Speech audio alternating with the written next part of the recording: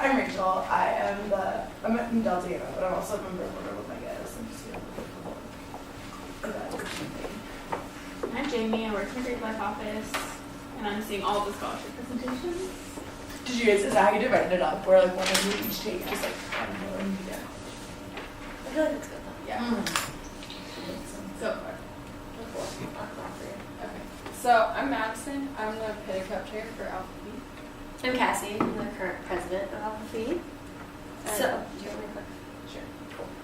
So we're here to present on the scholarship pillar.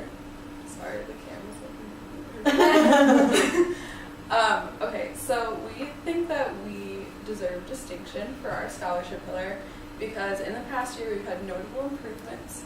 We've had a rise in chapter GPA from 3.425 in the spring last year to 3.485 for last semester. We have a more holistic approach to scholarship than we have in the past year before, and like we're continuing that in this upcoming year. And we also have a balance of individual and group workshops. And we're going to talk about all of this. So we first want to talk about how we define scholarship compared to how Greek Life as a whole defines scholarship.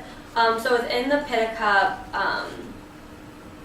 understanding, Greek Life defines scholarship as promoting academic success and integrity, as well as a general culture of intellectualism, ensuring that the chapter is enabling success above and beyond the means available through campus offerings. And we agree with that, and we think that's great, but we kind of expanded that to make our values and our mission statement kind of fit in with that scholarship definition. So we define scholarship as a sisterhood of women working together in lifelong achievement, helping sisters to make informed choices to reach their highest potential both individually and as a whole. Alpha Phi sees the common bond of scholarship as a way to connect our founders as well as our sisters internationally. So we kind of expanded on the Greek Life Scholarship by adding not only do we see it as an individual accomplishment, but we see it as a whole accomplishment within our chapter and within the community, as well as providing more connections through different pillars, such as like finding our founders and our ritual within scholarship. Okay, so one of the things that we do is individually focused programs. So individually focused programs ensure that each sister is responsible for her own academics while also creating a support system between sisters, creating chapter and individual growth, and creating a sustainable academic environment. So we're going to talk about each of these points as well through our next slides. So part of the things that we do is have a mentor-mentee pair. So it's probably a little hard to read, but the things that we pair sisters up is a major or minor, their career goals, their experiences or involvements on campus, and then we just try to think of personalities that also work well together, even though that's not on this document. The scholarship chair spends a lot of time pairing sisters who will benefit from each other. So, for example, the people paired up here are both psychology majors, but also are very involved on campus. So the point of the mentor-mentee program is to allow sisters to make a connection with someone who has similar goals to them but can also push them and challenge them to take different classes that they might not want to take, or to think of options in terms of internships, scholarships they can apply for, and how to use their scholarship to be more involved in our chapter. And within implementing this program, it was a new program last year, so it was kind of one we just took off running with. So in order to encourage people to continue to meet up with their mentee-mentor pairs, we had fun incentives, like the person who meets with their mentor-mentee pair gets a Starbucks gift card, and they would fill out a survey to talk about what they learned or what they had. I'm evaluating. I'm evaluating. Is it scholarship? You don't have to. You were definitely mine. Yeah, you will, Amy. So we really work to kind of not just make this something that we put on a list, but something sisters actually actively engaged in. So not only did they make that connection in the scholarship world, but they also have that connection later in life growing as an alpha when they're alumni and they have those connections later. Also, the pairs change every semester, so each semester you get to benefit from a new sister. And then we kind of talked, when we were preparing for this presentation, we talked to a lot of sisters. And actually Lizzie Stoddard was the one who created this program. So we have a quote here from her saying that these pairs created smaller communities of support within our chapter. And she knows that there's always someone she can reach out for help or motivation. And then being a mentor for someone else encourages her to be a role model when it comes to scholarship. So kind of just defining how this relationship works both ways. So not only does it help to be a mentee, but it also helps to be a mentor. Also, we have another quote that we didn't put up because it was kind of long, but this is from Siobhan Clark. She said, "Being a mentor to two of my sisters has been really rewarding.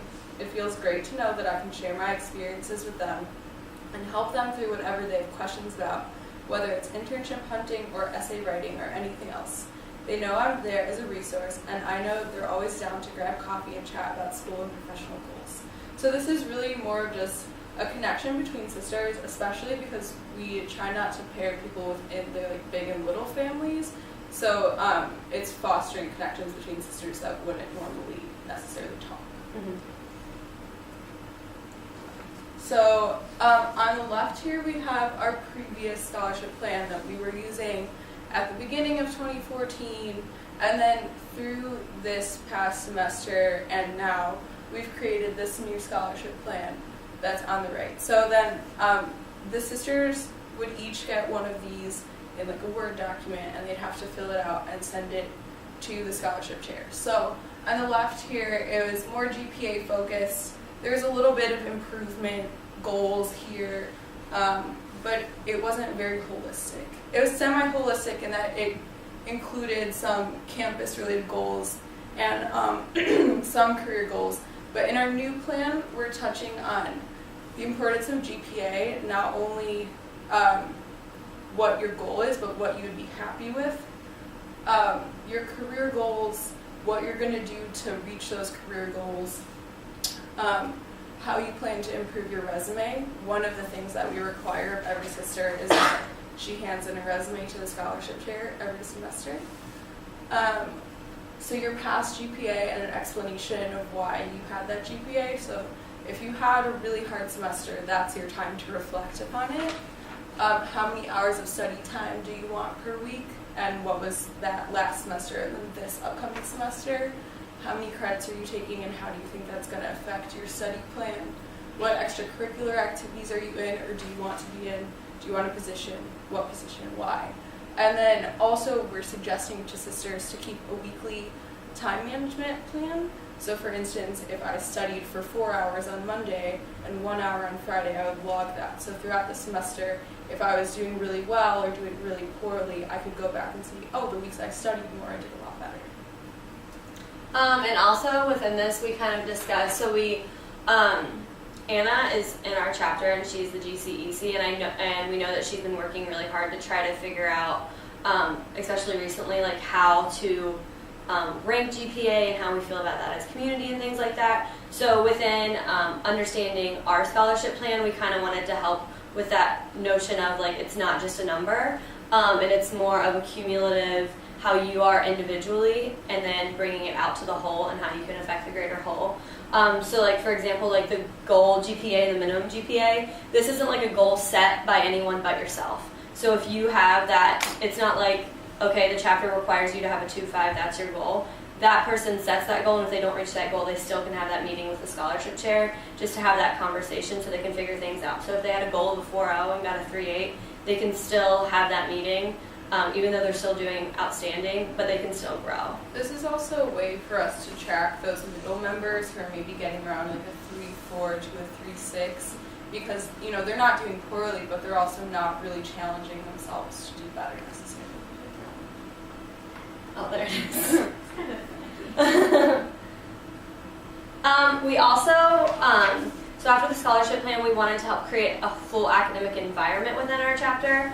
So we used to do a lot of study nights where they were required, you had to go study at a table, things like that, and people that were very receptive to that. So we kind of changed it around, And within the past year, we started doing study nights, which were way more interactive. So there were 2 or 3 a semester, usually during midterms, finals, and like big times of the semester. All sisters were invited to the house, and every like 45 minutes there was a drawing, and every half an hour you met up with your mentor-mentee pair, and you guys had to talk about what you were doing this week. Or so it was like a 4-hour study session where you were interactive with your sisters, encouraging with what you were doing in the week. You were continuing to have those conversations. You were able to split up into classes. So it really kind of helped foster that positive environment of academic success. Also, a thing that happened is downstairs in our house we had like silent studying, but then throughout the rest of the house we had group studies, so sisters were collaborating on the project. They'd be able to do that in the team. And so it made it easy for sisters to move throughout the house too, because in the library it's a little bit more challenging. You have to pick up all your stuff, but if they wanted like a little break, they could just go hang out with other sisters but still be productive. Mm-hmm. So something else that we have is emerging speakers and the Sisterhood Week workshops, which kind of went hand in hand. So during our Sisterhood Week, we had a resume workshop by the Career Center, the MBTI assessment by Amy Jackson, a stress management workshop, and the SWOT analysis and SMART goals with the chapter president and advisor. So these things both focused on individual improvement and chapter improvement. For instance, the SWOT analysis was more a reflection of the chapter, but I think that a lot of sisters did use it to reflect on their own personal goals. So that was like a model for how sisters can, for instance, use our newer scholarship plan to help identify their strengths and weaknesses. The stress management workshop was really helpful because we learned what stress is and how it affects your body. I, for instance, didn't know that stress could have such bad physical effects on you, especially because it causes lack of sleep sometimes. And I think a lot of sisters really took that to heart in planning their schedules, and like during drop ad week, they could figure out if they were taking too many credits and how that would possibly negatively affect them. The MBTI assessment was very cool, and we broke up into groups and talked with our sisters about what kind of personalities we have and like how that how that helps us interact with our sisters. And I think that also works for how we study, because if you're a certain kind of personality, maybe you like to study by yourself in a very quiet room, but other types like to study in large groups and loud and have food and all their computers out. So I think it really helped sisters. Even my best friend, I didn't know that she wanted to study way differently than I did. And then I think within these, it's not just a program we do during Sisterhood Week and we're done.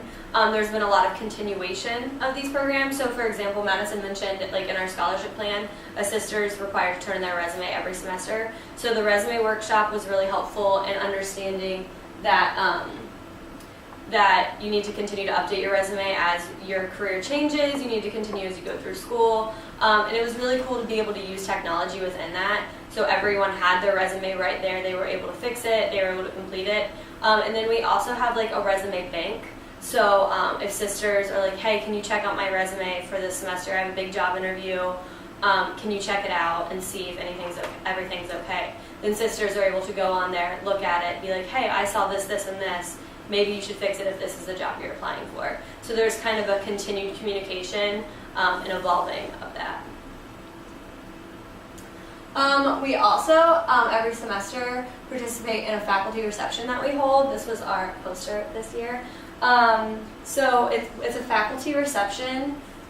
We encourage sisters to invite any faculty, staff, professors that they know to come one weekday and kind of discuss not only us as members of Alpha Phi, but us as academic members of Alpha Phi.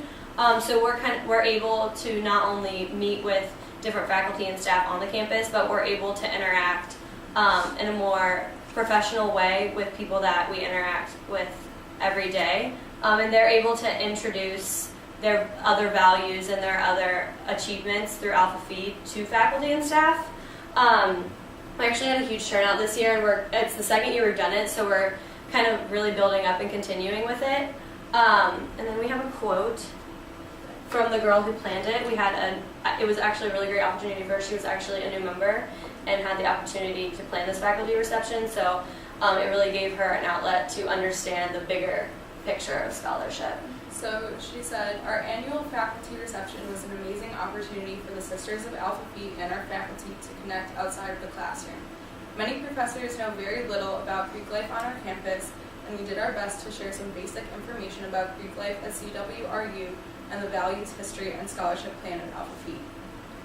It also gave us the opportunity to thank our professors for all of their hard work throughout the year and get to know them on a more personal level. We are so proud of how this event has improved since the first year we did it, with increasing faculty attendance each year.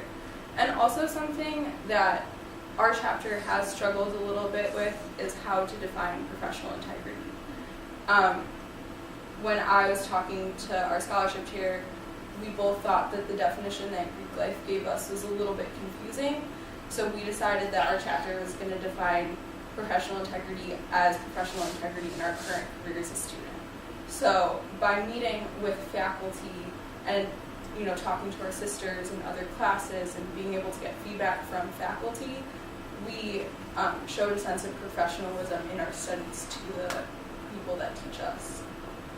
And then another thing we have participated in, as I feel like a lot of members of Greek Life do, is Faculty Friday, which have been a great opportunity for us.